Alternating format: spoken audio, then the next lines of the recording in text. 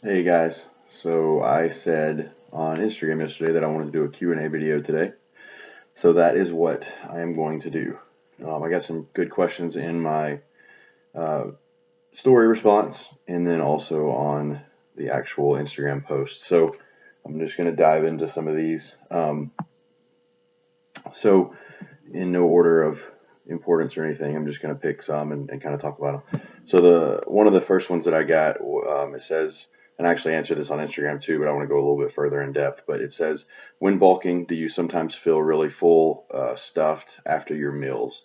Um, so there gets to a point in off season for me, and I know for most people who especially have to push the food pretty hard, that every meal that you eat is a bit of a struggle. So you'll finish one meal, it'll take you a while. You finally get it down, and then it feels like it's about an hour, and then you have to start eating again just to get it in. Um, it's definitely a struggle. In the off season, it's a struggle to make sure you're getting enough food. To make sure you're growing. Um, and you definitely don't want to get too fat, depending on body composition and your division and what that looks like. It's different for everybody, but in the off season, you are going to have to push food to an uncomfortable place for most divisions, especially men. Um, and then it's just like when you're dieting. We would all love to diet on 400, 500 carbs, never be hungry, always have to continue eating to stay full and that kind of thing, and still be able to get striated glutes. But the reality for most people is that it just doesn't work that way. So it's the same going the other direction. So when you're growing, eventually your body's going to try to fight you and not get bigger. And that's when you have to start really forcing the food down. Obviously, there are other tools to help you grow, training intensity, volume, frequency, um, supplements, anabolics, all that. But you're definitely not going to be able to get out of not eating a lot of food. So just keep that in mind when you're going in an off season. And something I've learned for myself is that with a busy schedule, um, you have to plan ahead. And I tell my clients this all the time. But it was a little bit easier for me when I had an office job, because I would very easily plan ahead, have all my meals prepped, take them with me to work, eat three of them at my desk, and I would have, or maybe even four at my desk, including breakfast, and then have a post workout, a dinner, and then maybe a shake before bed, depending on where I'm at. And that was easy, simple, right? Because I didn't have to maneuver any scheduling or variables in my schedule Monday through Friday. So that's one thing I've learned for myself is, in the off season, it's hard to get all that food down if you're busy at all. So it's important to make that a priority. So that's all I'll say on that one. So if a client comes to you and wants to be in a certain division and you think they need to go into another division because you see the bigger picture, how would you address it, or do you address it and just let them go where their passion is? This is a good one. As a coach, I want everyone that I'm coaching to succeed. I want them to be in the best position to succeed, whether that's through setting themselves up for a good prep, picking the right show, the right time frame, um, and then ultimately the right division. So one thing I've learned, as I've coached more and more, it's really important to be honest with clients and to set expectations. So if I have someone who loves a certain look or loves a certain division, and that's what they want to be in, that's what they want to look like, I'm not going to try to talk them out of that, but I am going to make sure they understand that the ceiling might be higher in a different division, or the potential to achieve a goal sooner may be easier in a different division. Um, for example, if I've got somebody who really wants to do open bodybuilding, but they have tiny bones and small joints and a really great frame for classic, but they just love open bodybuilding. They want to be huge. Well, I'm going to tell that person, hey, it's going to take a little bit longer for you to succeed in this division, but if that's where your passion is, where your heart is, then that's what you should do. Maybe they would be better suited for the classic division because they have a hard time putting on size, um, and their waist is really small, and they may be a little taller or whatever. And so I'm going to have that conversation, but ultimately it's the client's decision, and it's ultimately going to go better if you're pursuing, the look that you want and the division you're passionate about. And I do have some people who don't know or care. They just want to push their body and get on stage and win. And they like all the looks, or they're not partial to one or the other. So that's a different conversation, right? So if I have somebody who comes to me and says, hey, I want to compete, I'm not sure exactly where I fit in, then maybe we'll take a couple weeks, see how their body responds to just a baseline diet and some training. And I'll get some progress pictures and see how they change, and then we'll have a discussion and make a call from there. I actually had one of those very recently that went from maybe wellness or bikini to, hey, let's do figure. I think that's going to be your best shape, and you've got good quads and good lats and all, so let's focus on building toward a figure physique. So I'm going to have an honest conversation with everyone, about the division that's the best fit for them.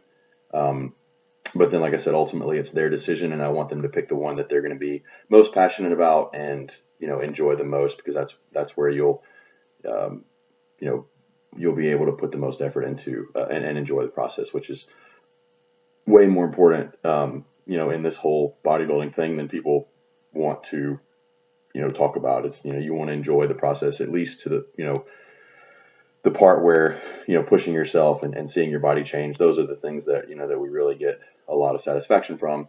And so if we're working toward a division that might be a good fit but that we don't like, then there's really there's no benefit to that, and life's too short to be putting in this kind of work and making these kind of sacrifices for something that you don't really even like that much. So hopefully that helps. Who's your favorite kid?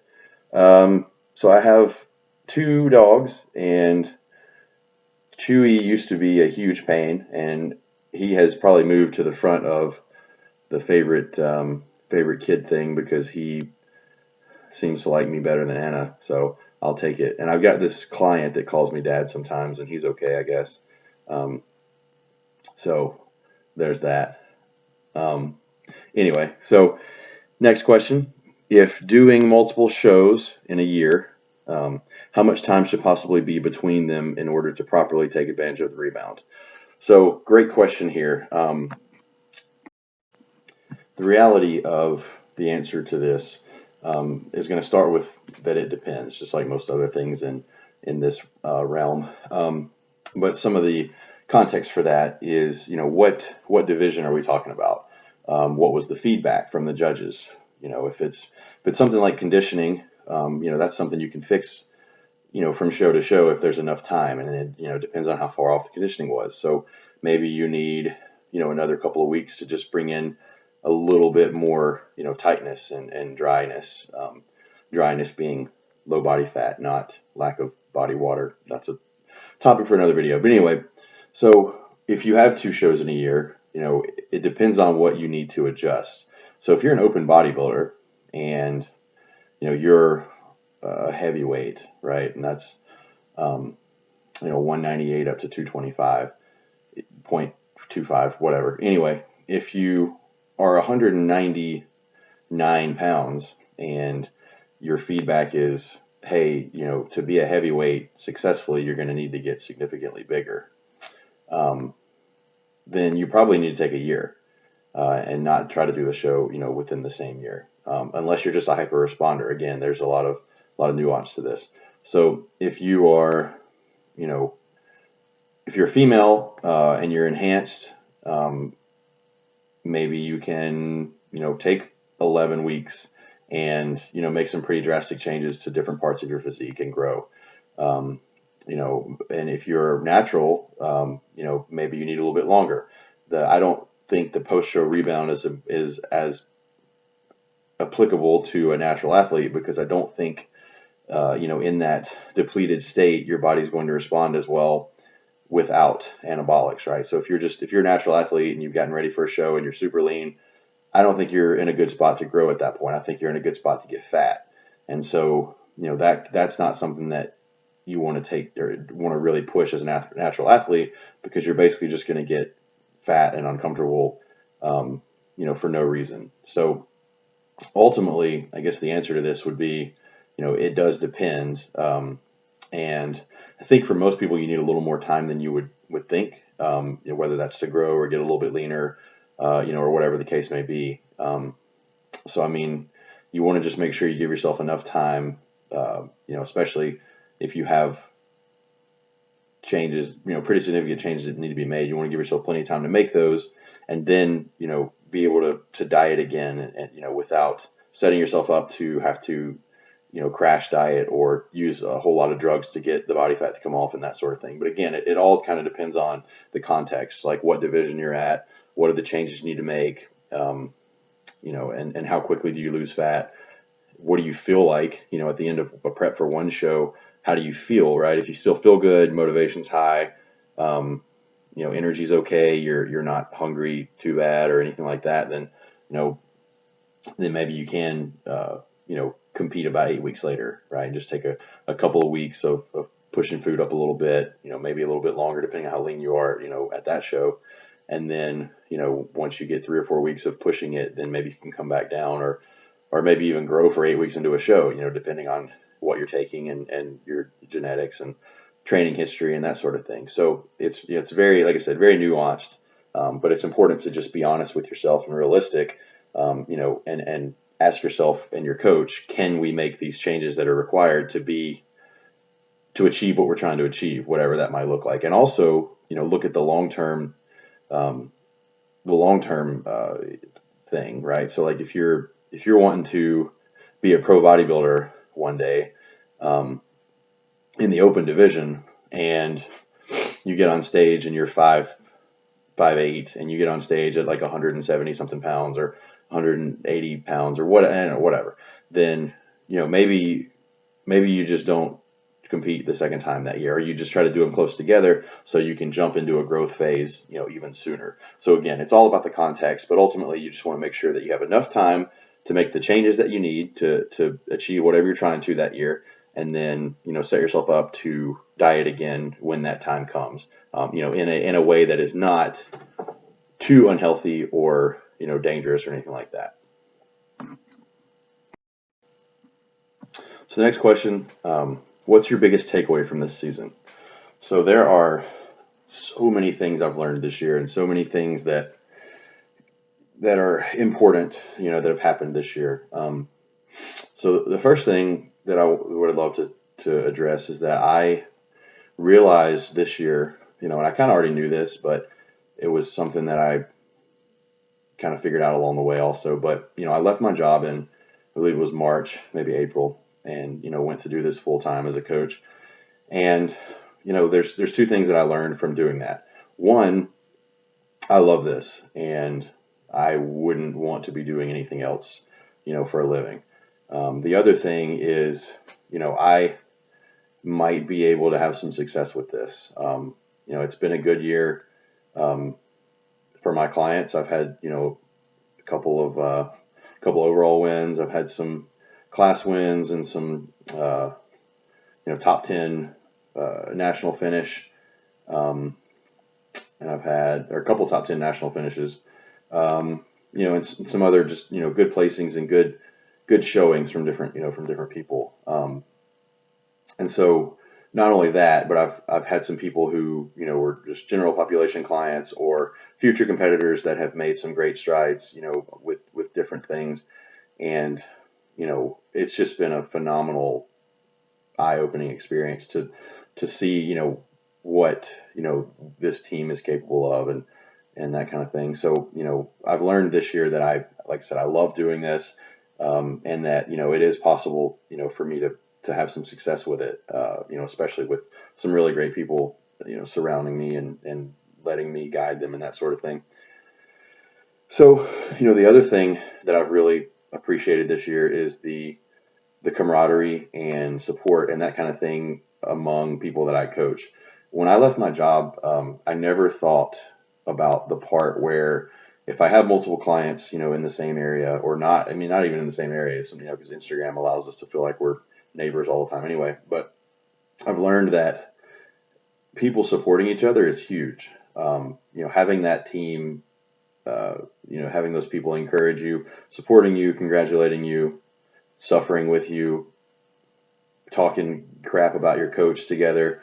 I'm sure some of that happens, at least jokingly or whatever. But, all those things, like, people really benefit from. And that's not something I'd ever thought about. And I benefit from it. I didn't prep this year. I prepped a couple times this year, partially, and then realized I needed to kind of step back. But even when I was, obviously everybody's super positive and encouraging toward me. And I know, next year, when I do prep officially again, I can't mess it up. I've got to bring the best I've ever brought. I've got to have the best prep I've ever had. I've got to be awesome, because I ask so much of all of my clients and friends and everybody that supports me. I ask so much of them in, their preps and with their coaching and journeys and off seasons and everything, that the standard that I've set for myself based on what I ask everyone else is huge. And I know that, there are tons of people who, are going to be cheering for me next year and encouraging me and pushing me, and if I do slip up, they'll bring me back or whatever, and like I said, I don't plan to have any, problems with prep or anything, but, I just know that I can't mess this up, because I've got too many people, that are, around me and that do believe in me. I used to be one of those people that looked at, who can I prove wrong, and who's bad mouthing me or bashing me or my team or what I'm doing, or if it fits your macros or whatever, who's bashing all that, who can I prove wrong, right? And this is negative, toxic attitude. And it's not about that anymore. I mean, yeah, there's some of that still. I don't hear much about it anymore, because I'm not really around, people like that, or negative people, negativity or whatever. I really only hear the positive things, but I'm sure that, and I've heard a little bit about it, but I'm sure there's still people that are negative on the way that I do things or whatever. But I don't really care about that anymore. What I care about now is making sure that everybody that's, putting their trust in me to guide them to stage is getting the best that I can give them. And my goal is to make sure the best that I can give them is really, really good. So it's my job to continue to learn, continue to improve as a coach, communicate with my athletes and all those things, to make sure that they're getting, the best coaching experience and the best package to put on stage, that they can get, and I want to be the one that gives them that. So it's just, that's one thing I've taken away from this, is that community within this, this bodybuilding thing is way bigger than I ever realized. So that's been really cool. Logistically, I've learned that preps are never perfect. There will always be some type of hiccup in a prep, whether that's a work issue, little injury type thing, or if it's just life stuff comes up or whatever. So like, no prep's gonna be perfect. I kind of knew that, but it's like, the more I coach people through preps, the more issues that I learn to overcome or help people overcome, right? So I learned how to navigate those things, or help people navigate those things, just based on what all that, how they come up. So I've learned that, it's never going to be perfect. Nobody's going to be perfect. No, I mean, some people have perfect preps, quote unquote, but for the most part, there are going to be issues here and there, and it's my job to navigate through those, and that's okay. So that's definitely something that I've learned. But I think, I'm just this season, I've learned a lot about, just a certain standard, that I have for what we bring to the stage. And, the more I do this, hopefully the better that continues to get. Obviously, I want to be the best coach I can be right now. And I'd like to think that I am, but that doesn't mean that next week I can't be an even better coach with a week's worth of knowledge and experience and communication and opportunity for learning from different, things and people and all that. So, that's something that I've taken away from this season too, is just that, I can always be better, and I hope that I always continue to get better, and based on, what we've been able to do this year with the people I've coached to stage and myself, it's, I'm very proud of everybody that I've put on stage this year. And, I hope we all continue to raise our standards for what we bring to the stage, just based on, who gets getting better, because this bodybuilding thing, it takes time. I expect everybody that I coach, or for a while, I was to the point where I expected everyone that I coached to look, like an Olympia competitor in whatever division they're in. And, that's not possible. It's not going to happen. It's always important to have high standards and to want to be my best, and to bring people at their best to each show. But it's, their best is not, one, it might not be the leanest. Getting the leanest that you possibly can may not be best for a certain athlete for one reason or another, whether it's, mindset for the future, or whether it's a look, because a lot of times the leanest isn't the best look. But that's not to say that conditioning, that you can just skimp out on conditioning because maybe you want to be a little more full or big or whatever, because that's not necessarily the trade-off you should make. But there are times when, being stringy, conditioned is maybe not as good as just being very sharp, and that looks different on everybody, and it's all situational.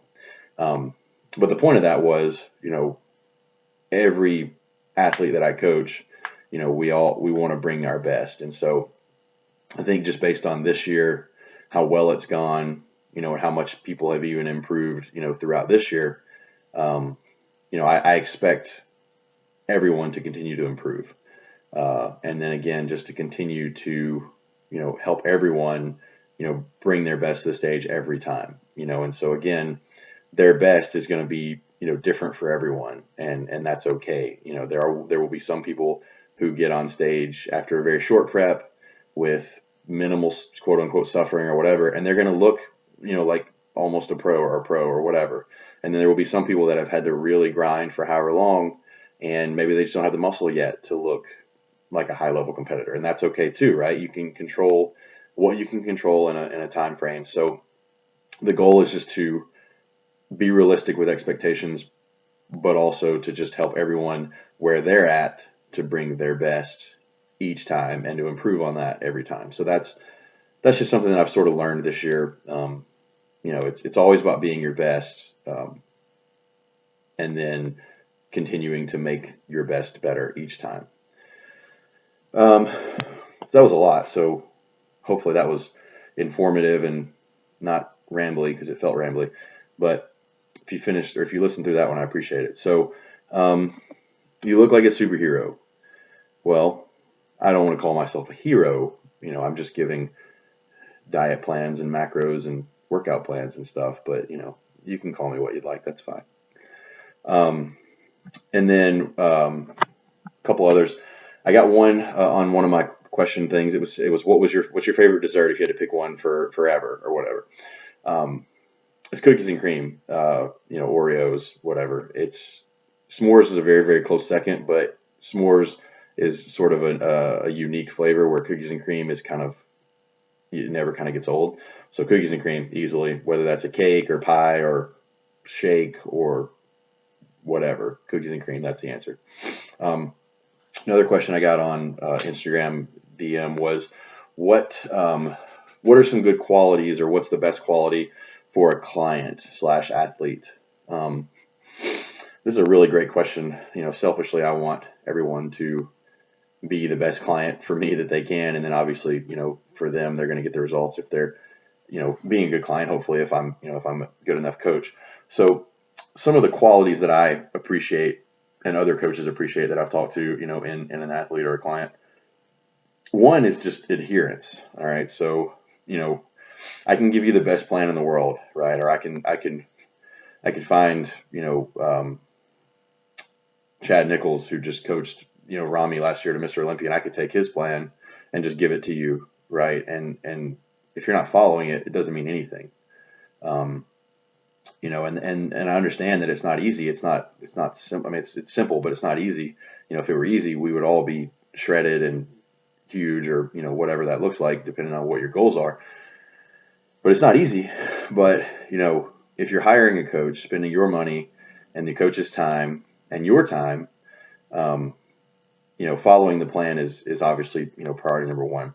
And then based on following the plan, if you are, then I can make adjustments, based on what's happening or what's not happening, right? So if you're following the plan and, your body is not responding at all, then it's time for me to adjust. Or maybe it's time for me to give a free meal or some high carb days, or have you step back for a day or two of cardio, or whatever that looks like. Or maybe it's time to step on the gas and get more aggressive. So if you're consistent, I can make those changes and they'll be meaningful.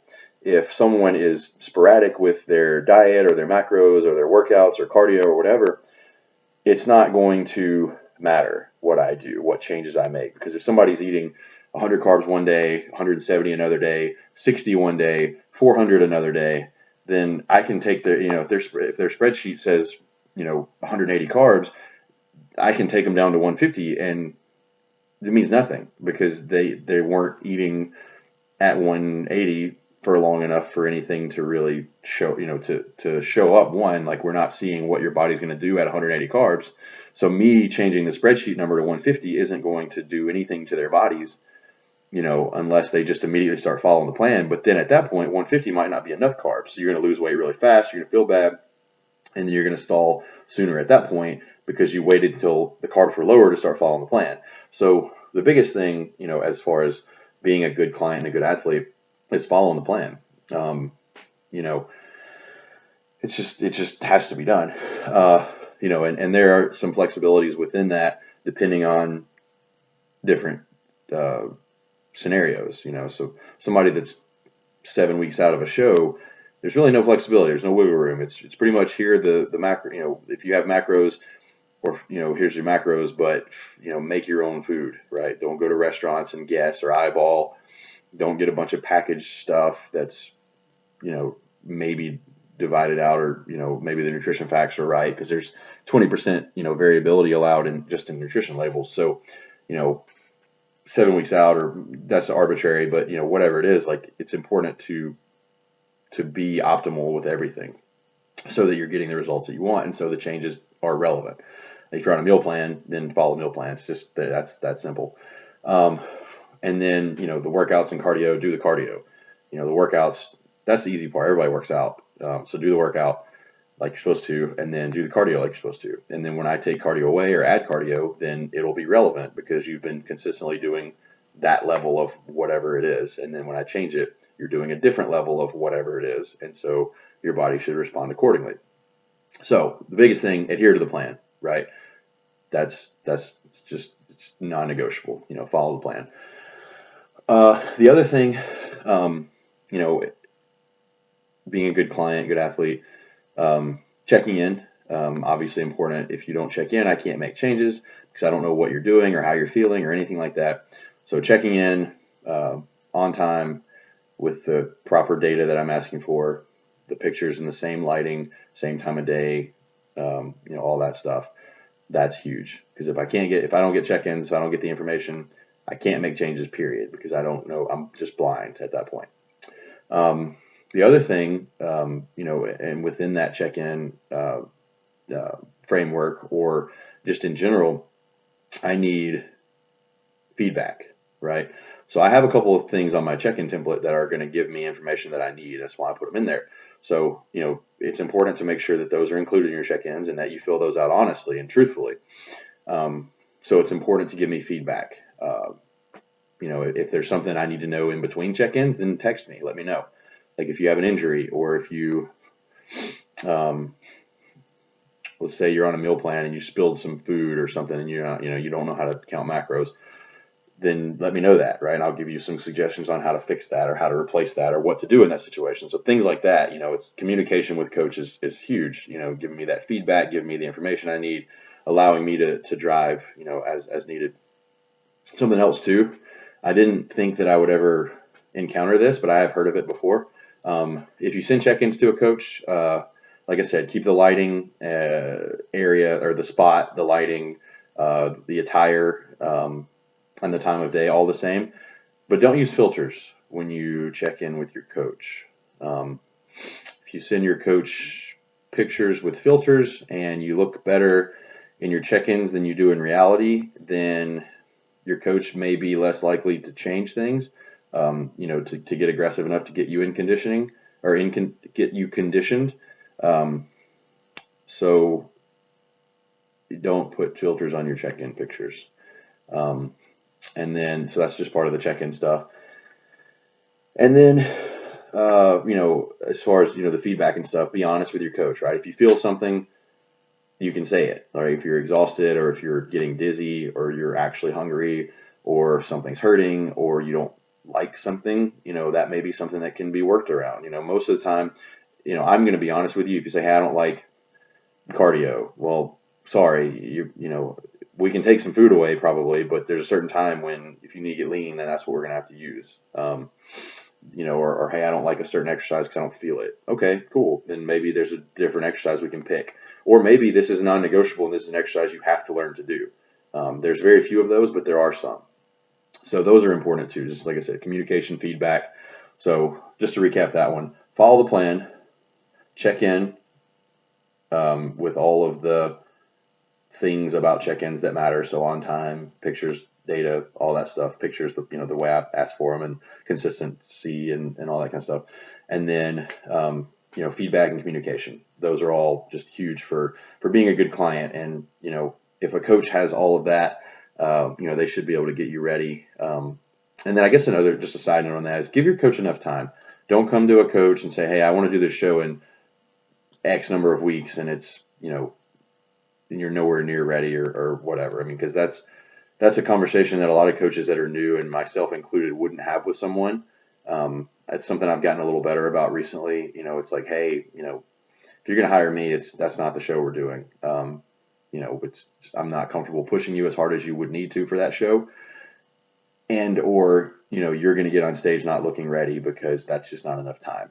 Right. So it's important to make sure you give your coach, plenty of time, to do a show, especially if it's your first prep working with a coach, because they're not going to know how your body responds to different things and, how quickly you can get ready and how you're going to feel and those types of things. So just make sure that you pick a coach early and then, give them plenty of time to figure your body out and get you ready early, with plenty of time, and then, be able to fill you up into the show and have you looking fresh and feeling good on stage.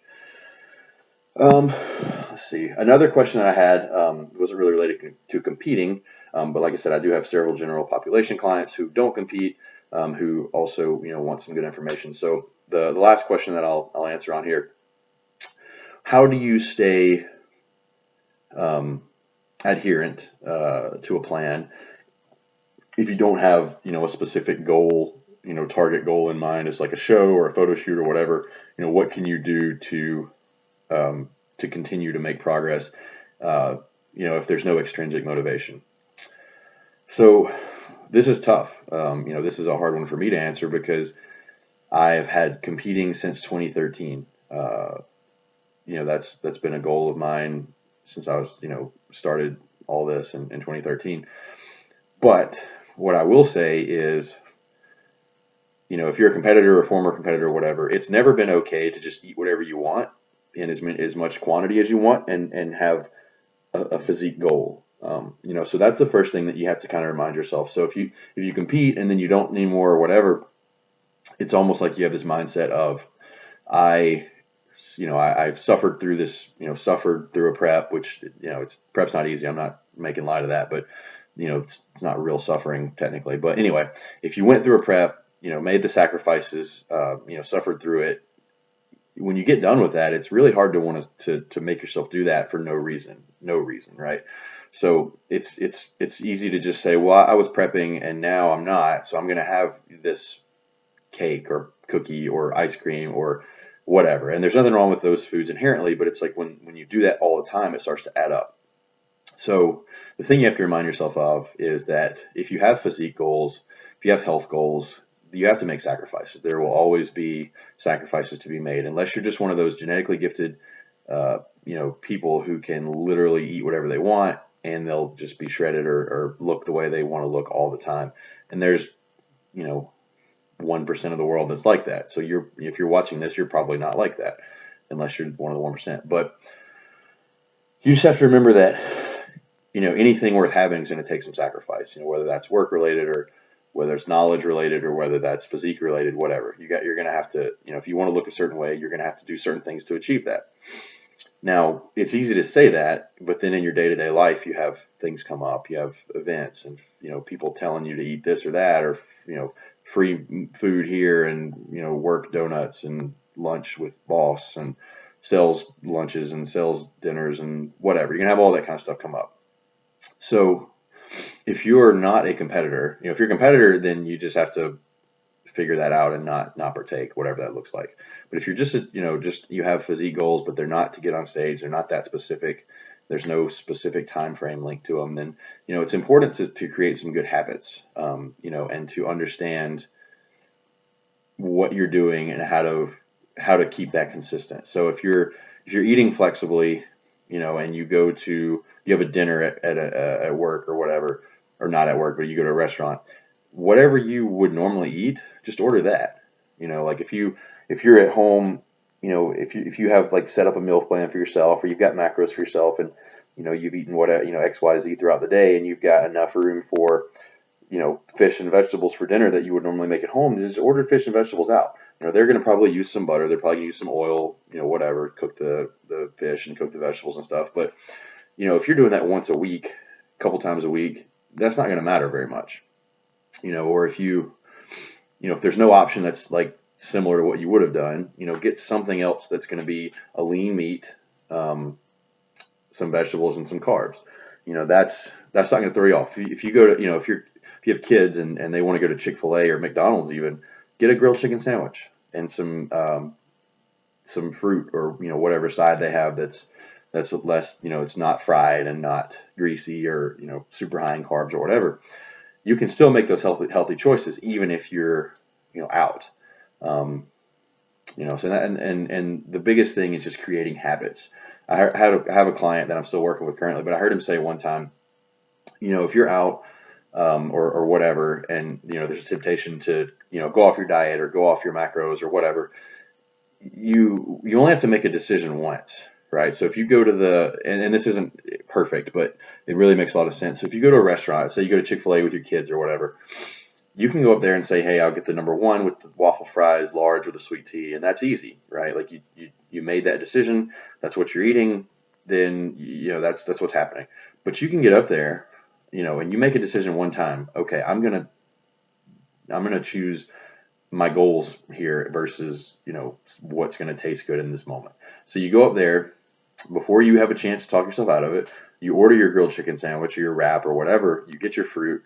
You ask for an unsweet tea and throw some Splenda in it, or you get a diet soda or a water, and then you've made that decision, right? They're going to give you what you ordered. You can't go up there and be like, hey, I changed my mind. I'd rather get the fattier food. I'm not trying to demonize any foods, but you're not going to walk back up there and tell them, hey, you know what? I actually decided not to pursue my goals tonight, so can I actually get the chicken sandwich instead, or the fried sandwich instead?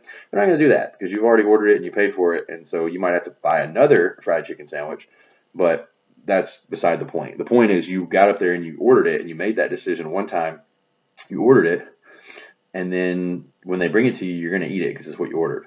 So that's the biggest thing is, create good habits. If you are able to take food with you where you're going and it makes it easier and cheaper, then do that. If not, be prepared to make the decision that's going to be, going to benefit you the most in the long term.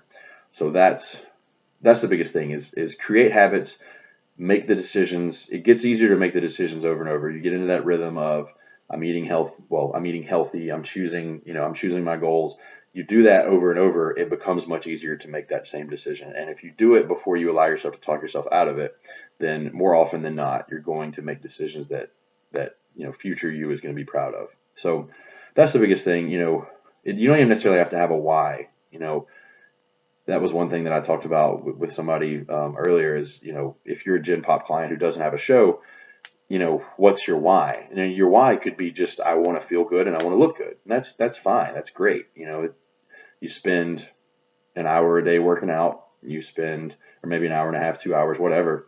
And then you make decisions on your food each day, in each meal that are going to be helping you get toward your goal or help you stay in your goal if you like how you look already, and so you create those habits and it's non-negotiable at that point, right? Like every meal that you eat, you already know what type of food you're going to order and you're going to continue to make those decisions. So it's important to create the good habits. Like I said, find a why, even if it's just I like looking good or I like feeling good, and then based on that why, you create habits, and then, you know, at first it can take some discipline, because it always does to create habits. But if you can get to the point where it just comes natural to make the decisions that are going to benefit you long term, then eventually it is just going to be a habit, and you can just kind of stick with those habits perpetually. You know, and just, you know, remind people around you that you're doing what you want to do, and if you don't want to eat something fried, then that's okay, and then move on. So that's the biggest thing. Just create habits. You know, initially it takes discipline. Create some habits and be great. So thank you guys for these questions. Hopefully this wasn't rambly. Like I said, it kind of felt rambly. Put anything else you want to know below. Anything that you thought I said that was, or anything I said that you thought was stupid, let me know. Correct me on anything I said that was wrong. And if you guys want to argue and stuff, then that's fine too. It'll be good for the algorithm. Bring me some viewers. If you don't mind, like, subscribe, and let me know what you guys want to see in these next few videos, and I will see you next time.